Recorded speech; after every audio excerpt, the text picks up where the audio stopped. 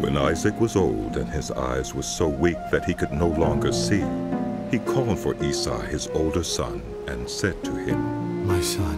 "Here I am," he answered. Isaac said, "I am now an old man and don't know the day of my death. Now then, get your equipment, your quiver and bow, and go out to the open country to hunt some wild game for me.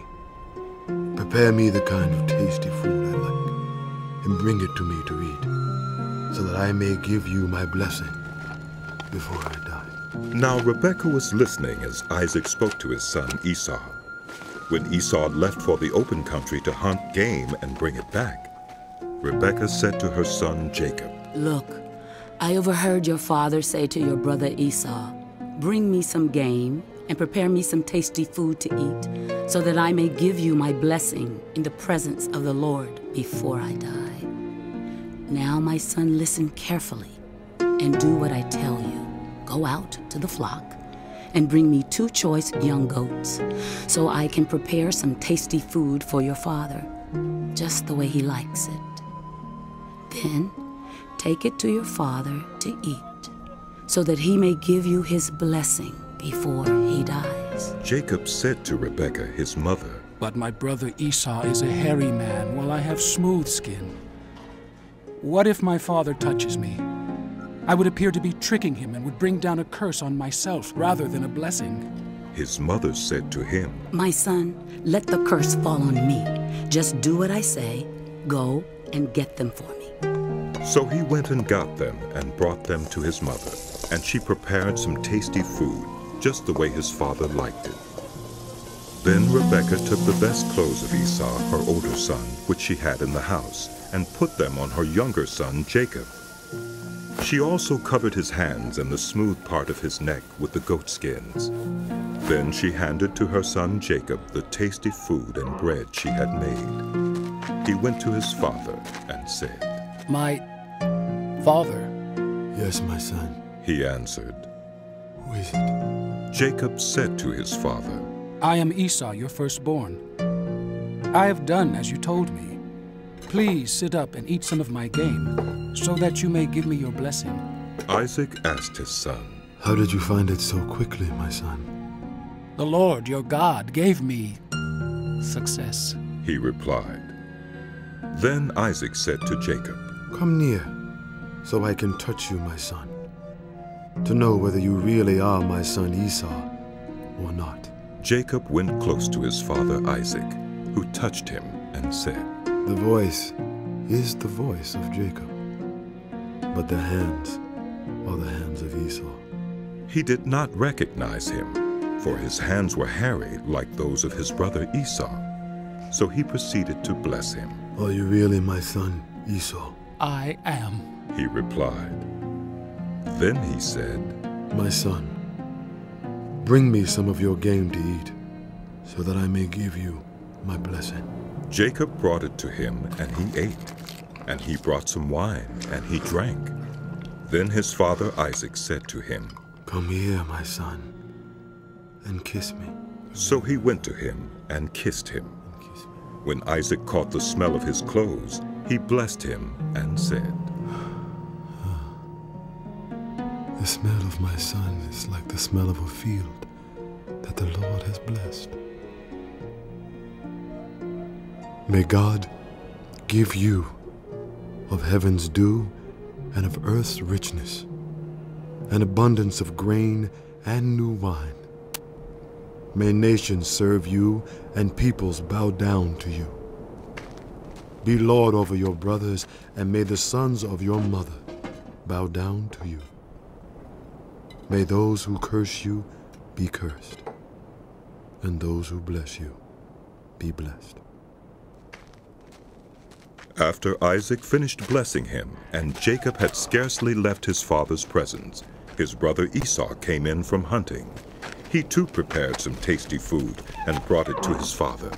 Then he said to him, "My father, please sit up and eat some of my game, so that you may give me your blessing." His father Isaac asked him, "Who are you?" "I am your son, He answered. your firstborn, Esau." Isaac trembled violently and said, Who was it then that hunted game and brought it to me? I ate it just before you came, and I blessed him. And indeed he will be blessed. When Esau heard his father's words, he burst out with a loud and bitter cry and said to his father, Bless me too, my father. But he said, Your brother came deceitfully and took your blessing. Esau said, Isn't he rightly named Jacob? This is the second time he has taken advantage of me. He took my birthright, and now he has taken my blessing. Then he asked, Haven't you reserved any blessing for me? Isaac answered Esau, I have made him lord over you, and have made all his relatives his servants. And I have sustained him with grain and new wine. No, Father, don't tell me. No. So what can I possibly do for you, my son? Esau said to his father, What, do you only have one blessing? Oh, my father, bless me too. My father. Then Esau wept aloud. His father Isaac answered him, Your dwelling will be away from the earth's richness, away from the dew of heaven above. You will live by the sword, and you will serve your brother. But when you grow restless, you will throw his yoke from off your neck. Esau held a grudge against Jacob because of the blessing his father had given him. He said to himself, The days of mourning for my father are near. Then I will kill my brother Jacob. When Rebekah was told what her older son Esau had said, she sent for her younger son Jacob and said to him, Your brother Esau is planning to avenge himself by killing you. Now then, my son, do what I say. Flee at once to my brother Laban in Haran. Stay with him for a while until your brother's fury subsides. When your brother is no longer angry with you and forgets what you did to him, I'll send word for you to come back from there. Why should I lose both of you in one day? Then Rebekah said to Isaac, I'm disgusted with living because of these Hittite women. If Jacob takes a wife from among the women of this land, from Hittite women like these, my life will not be worth living. So Isaac called for Jacob and blessed him. Then he commanded him, Do not marry a Canaanite woman. Go at once to Paddan Aram, to the house of your mother's father Bethuel. Take a wife for yourself there, from among the daughters of Laban, your mother's brother. May God Almighty bless you and make you fruitful, and increase your numbers until you become a community of peoples.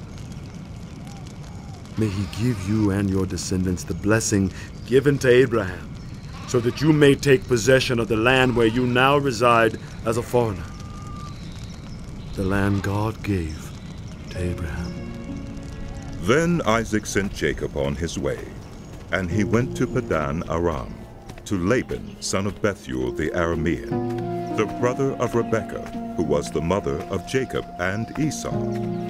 Now Esau learned that Isaac had blessed Jacob and had sent him to Paddan Aram to take a wife from there, and that when he blessed him, he commanded him, Do not marry a Canaanite woman, and that Jacob had obeyed his father and mother and had gone to Paddan Aram. Esau then realized how displeasing the Canaanite women were to his father Isaac. So he went to Ishmael and married Mahalath, the sister of Nebaioth, and daughter of Ishmael, son of Abraham, in addition to the wives he already had. Jacob left Beersheba and set out for Haran. When he reached a certain place, he stopped for the night because the sun had set. Taking one of the stones there, he put it under his head and lay down to sleep. He had a dream in which he saw a stairway resting on the earth, with its top reaching to heaven, and the angels of God were ascending and descending on it. There above it stood the Lord, and he said, I am the Lord, the God of your father Abraham and the God of Isaac. I will give you and your descendants the land on which you are lying. Your descendants will be like the dust of the earth, and you will spread out to the west and to the east, to the north and to the south. All peoples on earth will be blessed through you and your offspring. I am with you and will watch over you wherever you go, and I will bring you back to this land. I will not leave you until I have done what I have promised you. When Jacob awoke from his sleep, he thought, Surely the Lord is in this place, and I was not aware of it. He was afraid and said, How awesome is this place! This is none other than the house of God. This is the gate of heaven. Early the next morning, Jacob took the stone he had placed under his head and set it up as a pillar and poured oil on top of it. He called that place Bethel, though the city used to be called Luz. Then Jacob made a vow, saying, If God will be with me and will watch over me on this journey I am taking, and will give me food to eat and clothes to wear, so that I return safely to my father's household, then the Lord will be my God, and this stone that I have set up as a pillar will be God's house. And of all that you give me, I will give you a tenth.